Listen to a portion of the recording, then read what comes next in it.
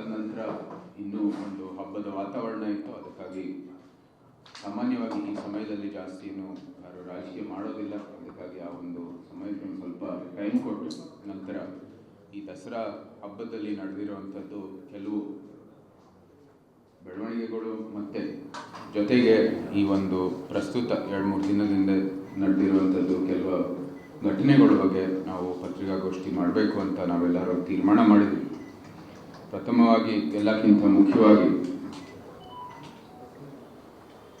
ನಿಮ್ಮೆಲ್ಲರಿಗೂ ಗೊತ್ತಿರೋ ಹಾಗೆ ನಮ್ಮ ಮೈಸೂರಿನಲ್ಲಿ ಸಾಮಾನ್ಯವಾಗಿ ಇಲ್ಲಿ ಒಂದು ಇತಿಹಾಸದಲ್ಲಿ ಯಾವತ್ತೂ ಸಹ ಒಂದು ಪ್ರಗತಿಪರ ನಗರ, ಸ್ವಚ್ಛತೆಗಾಗಿ ಹೆಸರುವಾಸಿಯಾಗಿದೆ. ಮತ್ತು ಇಲ್ಲಿ ಒಳ್ಳೆಯ ಆಡಳಿತ, ಸುವ್ಯವಸ್ಥೆ ಇರ್ಬೋದು, ಎಲ್ಲನೂ ಕೂಡ ಒಳ್ಳೆಯ ಒಂದು ಗುಣಮಟ್ಟದ ರೀತಿಯಲ್ಲಿ ನಡೆಯುವಂಥದ್ದು ಎಲ್ಲರಿಗೂ ಗೊತ್ತಿರ್ತಕ್ಕಂಥ ವಿಚಾರ.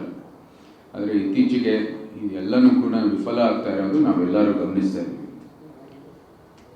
ಮುಖ್ಯಮಂತ್ರಿಗಳು ನಮ್ಮ ಎಲೆಕ್ಷನ್ನಲ್ಲಿ ನಂತರವೂ ಸಹ ಇದು ಪ್ರತಿಷ್ಠೆಯ ವಿಚಾರ, ಯಾಕಂದರೆ ಇದು ನಮ್ಮ ತವರು ಕ್ಷೇತ್ರ ಅಂತ ಹೇಳ್ತಾ ಇದ್ದಾರೆ.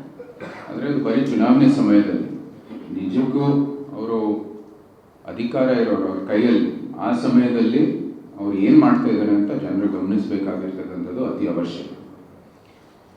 ಹಿಂದೆ ಈ ವರ್ಷನೇ ನೀವು ನೋಡಿದ್ರೆ ಉದಯಗಿರಿ ಠಾಣೆ ಮೇಲೆ ಹಲ್ಲೆ ನಡೆದಿರೋದು, ಅಲ್ಲಿ ಪೊಲೀಸರಿಗೆ ಶಕ್ತಿ ತುಂಬಿಸೋದು ಬಿಟ್ಟು ಆ ಮಾಬ್ ಮೇಲೆ ಯಾರು ಬಂದು ಠಾಣೆ ಮೇಲೆ ಹಲ್ಲೆ ಮಾಡಿದ್ರು ಅವ್ರಿಗೇನೆ ಅವ್ರ ಬೆಂಬಲಕ್ಕಾಗಿ ಅವ್ರು ನಿಂತಿದ್ರು.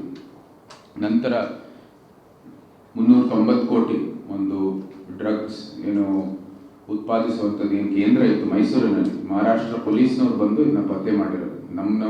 ನಮ್ಮ ಸ್ಥಳೀಯರಿಗೆ ಇದ್ರ ಬಗ್ಗೆ ಒಂದು ಅರಿವು ಇರಲಿಲ್ಲ. ಅವ್ರು ಬಂದ ನಂತರ ಪತ್ತೆ ಮಾಡಿದ ನಂತರ ಇವ್ರಿಗೆ ಇದ್ರ ಬಗ್ಗೆ ಒಂದು ಅರಿವು ಬಂತು. ಇದ್ರ ಬಗ್ಗೆ ಇದು ನಮ್ಮ ನಗರದಲ್ಲಿ ಇಂಥ ಒಂದು ವ್ಯವಸ್ಥೆ ಸೃಷ್ಟಿಯಾಗಿದೆ ಅಂತ ಇವ್ರಿಗೆ ಒಂದು ಅರಿವು ಬಂದಿತ್ತು.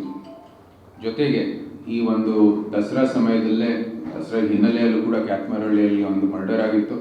ಅದಾಗಿದ ನಂತರ ದಸರಾ ಒಂದು ಸಂದರ್ಭದಲ್ಲಿ ಅರಮನೆ ಬಲಿನೇ ಅಲ್ಲಿ ಒಂದು ಕೊಲೆಯನ್ನು ನಡೆದಿದೆ. ಅದಕ್ಕೆ ಪ್ರತಿಕ್ರಿಯೆ ಕೊಟ್ಟುವಂಥದ್ದು ಒಂದು ಮರ್ಡರ್ ನಡೆದಿರ್ತಕ್ಕಂಥದ್ದು ನಿಮ್ಮ ಸುದ್ದಿ ಮೀಡಿಯಲ್ಲಿ ನಾವು ನೋಡಿರೋದು. ನಂತರ ಎಲ್ಲಕ್ಕಿಂತ ಒಂದು ದುರಂತವೆಂದರೆ ನಾವು ಈ ಒಂದು ಸಣ್ಣ ಹುಡುಗಿ, ಅಪ್ರಾಪ್ತ ಹುಡುಗಿ ಇಲ್ಲಿ ಕಲಬುರಗಿಯಿಂದ ಬಂದಿರೋದು, ಇಲ್ಲಿ ಬಲೂನ್ ಮಾರಾಟ ಮಾಡೋಕ್ಕೆ ದಸರಾ ಸಂದರ್ಭದಲ್ಲಿ ಕುಟುಂಬ ಸಹಿತ ಬಂದಿರೋದು. ಅವಳದು ಒಂದು ಅತ್ಯಾಚಾರ ಮತ್ತು ಕೊಲೆ ಮಾಡಿರ್ತಕ್ಕಂಥದ್ದು ಅತ್ಯಂತ ಒಂದು ಟ್ರಾಜಿಕ್ ಇನ್ಸಿಡೆಂಟು. ಜೊತೆಗೆ ನಿಜಕ್ಕೂ ನಾವು ಖಂಡಿಸೋದು ಇಂಥ ಮೈಸೂರಲ್ಲಿ ಇಂಥ ಘಟನೆಗಳು ನಡೆಯೋದೇ ನಾವು ಎಲ್ಲೂ ನೋಡಿದ್ವಿ. ನಿಜಕ್ಕೂ ಕಾನೂನು ಮತ್ತು ಸುವ್ಯವಸ್ಥೆ ಮೈಸೂರಲ್ಲಿ ಸಂಪೂರ್ಣವಾಗಿ ವಿಫಲ ಆಗ್ತಾ ಇರೋದು ನಾವು ನೋಡ್ತಾ ಇದ್ದೀವಿ.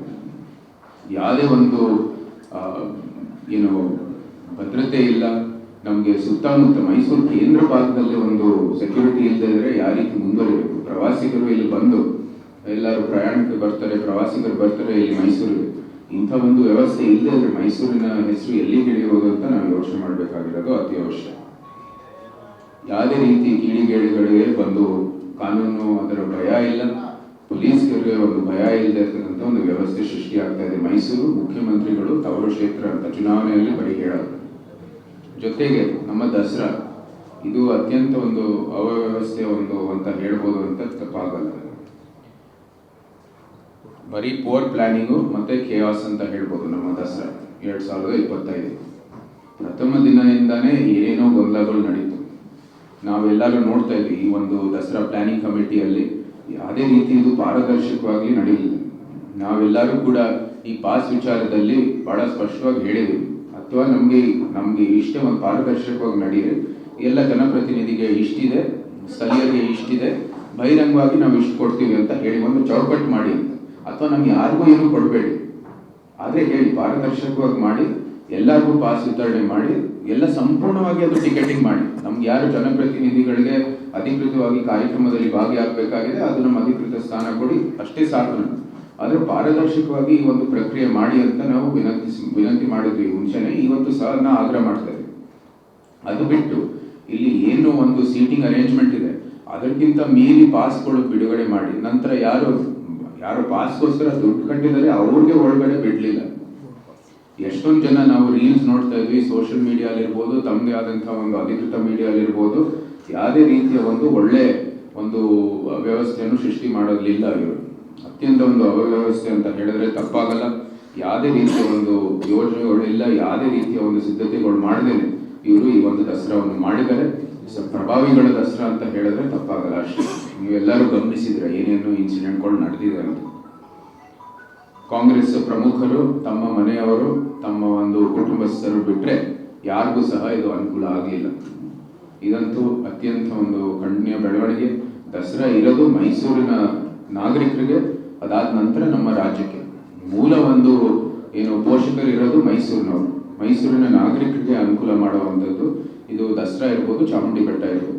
ಪ್ರಥಮ ಒಂದು ಸ್ಟೇಕ್ ಹೋಲ್ಡರ್ಗಳು ಯಾರು ಪೋಷಕರಾಗಿದ್ದಾರೆ ಈ ಒಂದು ಉತ್ಸವಕ್ಕೆ, ಅದು ನಮ್ಮ ಮೈಸೂರಿನ ನಾಗರಿಕರು.